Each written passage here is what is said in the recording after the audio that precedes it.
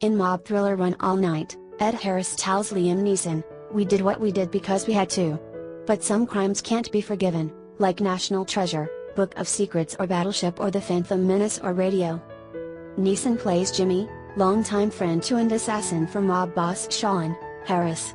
Sean loves Jimmy, yet has to kill him while Jimmy is trying to save the life of his son Michael, Joel Kinnaman, who never wants to see him again.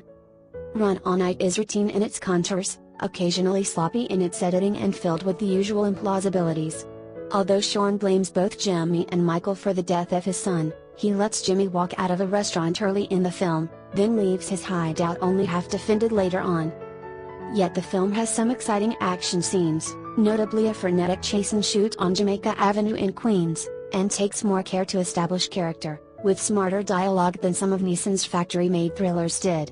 It's also an elixir for fans of NYC streetscape porn, making use of the kinds of snarly outerburr locations you don't often see at the movies, all chain-link fences and garbage trucks and homeless guys collecting cans and the heavy metal serenade of elevated trains.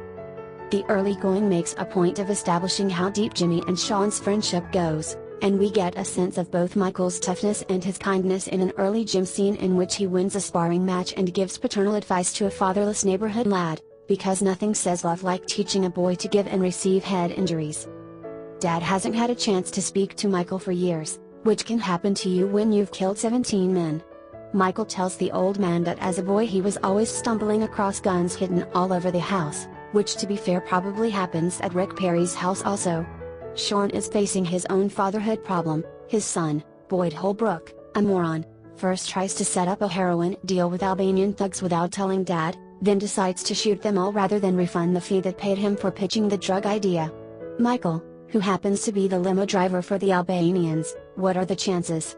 Witnesses all this, which makes the young hothead chase after him, when you'd think disposing of the 3 dead bodies in his apartment before the rest of the Albanian mob figures out what he did would be a priority.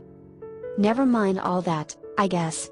Director John Khalid keeps the pedal down in scenes such as a fiery free-for-all in a housing project and a fight in which Jimmy strangles a mob soldier in a men's room with one of those cloth belt-style hand towels you used to see in dispensers but were too afraid to touch.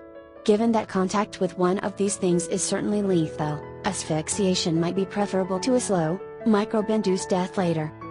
Neeson's whiskey-marinated Catholic anguish isn't exactly new, nor is Harris's rueful reflection on years flown.